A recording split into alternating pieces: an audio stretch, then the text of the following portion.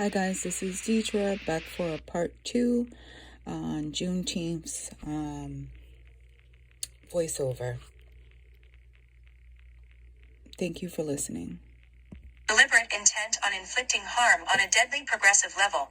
And or blow a whistle on sabotage surgery. Were my kidneys targeted? Why aren't my x-rays viewable to me? Is recent upload of on or about December 26, 2018 x-ray belong to me? Or does it belong to another patient? Could I compare my on or about dates of x-rays, November 21, 2018, and December 26, 2018 to Mass General Brigham's November 5, 19? X-ray? How did Joseph Greco know and get access to my old December 26, 2018 buried x-ray? How many of South Coast Health's providers and employees knew and or assisted with this level of corruption of the perfect crime of evil and hate? How many times has this been done to unsuspecting patients? Can I paint the picture from a patient point of view? 45-year-old woman with improved ACL MRI results, however, worsen results in all three knee compartments, a history of a low, sometimes H and H, hemoglobin, who is ordered buspirone with no diagnosis or history of anxiety, new symptoms of migraines, ordered B-talbital, who is also ordered to take 99 milligrams daily of oral potassium with normal potassium levels, denied requested total knee surgery, lied to about upgrade to total knee of ACL is visible torn during surgery, for non-qualifying partial knee replacement, then changed to sabotage knee replacement. Patient also given several doses of Celebrex during surgery, then ordered January 21, 2018, oral Celebrex 200 milligrams QD, then reordered increased dose of Celebrex December 8, 2018. 200 milligrams to bid, oxycodone oral 10 mg 325 acetaminophen Q6 HRS, on a patient with zero knowledge of what an EGFR was, or that it was currently 57 meaning kidney disease. Discovered in 2024 past 2017, results were 59. Was told on March 1, 2019 with results of abnormal EGFR resulting at 49. I was getting hurt fast enough from sabotage knee replacement, and drugs expecting LACE plus SPA results of 35, so they ignored my failing prosthetic warning sign so I could get cobalt and chromium poisoning, with side effects, with endless pain and surgeries plus severe spinal stenosis, all while broke, and loss of jobs. They were making me sick. I didn't feel well. I didn't know what was wrong, so I went to Mass Air. I stopped the meds. I was diagnosed with vertigo. I felt better, I said.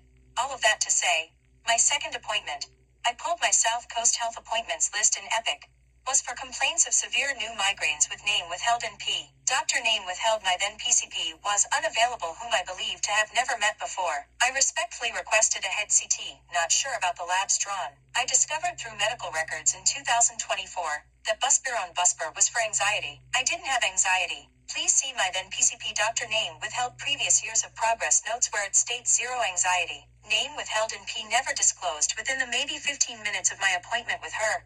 She was diagnosing me with anxiety, and that I needed medication for it. I am curious to know what time the buspirone order was written, and if Dr. Edkin or Joseph Greco PA, South Coast Health's then medical director of orthopedics, asked her to order it. Remember, Joseph made me cry earlier. At this point I question what has been edited, and how many times editing has taken place at a later date. I have been looking within my medical records, looking for progress notes from name withheld and P diagnosing me with anxiety, and reasons why, or doctor name withheld post confirmation of diagnosis of anxiety. Unsuccessful in locating name withheld and P notes. I also noticed there is no message on the CT scan she granted me. I'm sorry.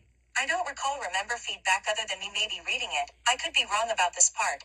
This was the first time I had seen any messages here. I never had conversations with any provider at South Coast Health about taking Buspar, wanting, needing, anxiety drugs. In my life there has only been a single episode in 2013, where I questioned if I need Ativan after years of me watching patients on it. My thoracic surgeon said no. I never questioned it again. I have never been a person to do drug, or take many pills. I never liked being under the influence.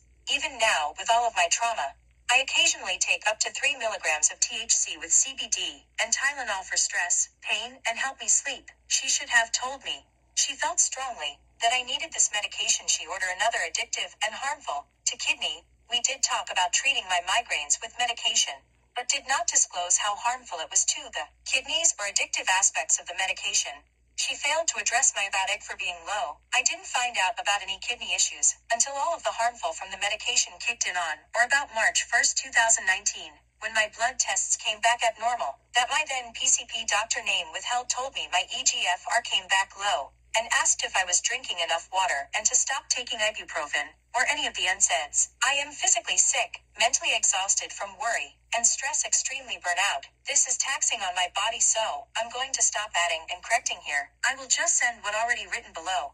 Hopefully you can make sense out of it. I am just a sick patient doing everything by myself, and I look forward to getting an attorney. Due to the lack of South Coast Health's accountability, lack of transparency upon investigation and peer review results, lack of support and failure to protect me and the public, South Coast Health failed the duty to effectively communicate mandated reporting to the proper authorities. In spite of hard evidence in medical records and procedural facts, I lost my case against Dr. Edkins with the medical board, and could not report abuse to provided number offered to me by patient relations if I plan to pursue compensation, including Massachusetts State Medical Board, the police, the State Board of Health, and to me, the patient. Victims have the right to know. South Coast Health should have taken action to ensure a proper treatment plan according to their own investigation and peer review findings. Knowing I reported I was a lung cancer survivor who was intentionally botched, Frankenstein, and given a non-qualifying partial left knee replacement on or about November 21st, 2018, that I had a life-saving revision to a total left knee on or about November 25th, 2019, to remove the cobalt and chromium poisoning, although I reported the abuse when I discovered it in 2021, that my 2018's Charlton Memorial post-op report stated the, what I now call, CYE Confessions Abuse. My MGB's 2019 post-op report of surgical findings correlates with my 2018 Charlton Memorial's post-op notes. To date, hundreds of thousands have been paid toward what should have been never events, our hospital, acquired conditions, hack, tests, office visits, with multiple specialists, multiple surgical interventions, multiple extensive physical therapy sessions, treatments, monies were misappropriated for a fake diagnosis, extra office visits with extended physical therapy sessions. Monies were paid to South Coast Health on my behalf by my insurance company to ensure the standard of care with a proper care plan was in place. In 2018 I had back pain, then I read, I had degenerative joint disease, that quickly progressed to spinal stenosis, then to severe spinal stenosis, and now I have vascular insufficiencies of the LLE, which I also reported. Please see progress notes on or about November 29, 2019. Dr. Brian S. Edkin also admitting the leg brace I wore for months didn't fit well. Zero protection of ligaments, numbness tracking down my left leg to my foot post 2018's non-qualifying partial knee replacement. I also reported posterior knee pain and movement. Please see Dr. Brian S. Edkins' progress note on or about February 6, 2019. Please see followed by physical therapy progress notes on or about dates February 20th, 2019 and February 27th, 2019, with many complaints leading up to reporting new pain and swelling. My rights were violated when I was intentionally misled, excluded, and right to know information was withheld. I was ignored and gaslighted also. Please see text messages week of March 22, 2019. Vulnerable, abused, misinformed fresh post-op patients cannot practice proper body mechanics while forced to walk, work, live, and survive with a torn ACL. Rent and PCL discovered in 2024 through Charlton Memorial Hospital 2018's progress notes. Then to place a non-absorbent suture in MCL would make my MCL weak, while violating my tendon and VMO. What happened to non-invasive PKR? While denied a qualified total knee replacement, to be given a non-qualifying partial knee replacements with arthritis in all three compartments, and surgical plan of care of upgrade to total knee pending visual assessments of ACL. Please see CMH 2018's progress notes, MRI results, and surgical plan of care. This could have been delayed, perhaps avoided had I been told, and made aware of the consequences of South Coast Health's employees' actions of placing a non-absorbent suture into my MCL would make my MCL weak, causing the revision to a total knee replacements, 2 left knee replacements on at about 1 year. Mass General Brigham. Hi guys, this is Deidre. I just want to make a correction when I talked about having vascular insufficiencies, that I reported it on or about 11/29/2019. That was the wrong date. The correct date is on or about 11/29/2018. I just want to make that correction. Will be some errors. Again, I have limited education, and with that being said, I have to stop the video because TikTok says it has to be under 10 minutes. So I'll see you in a third part. Thank you.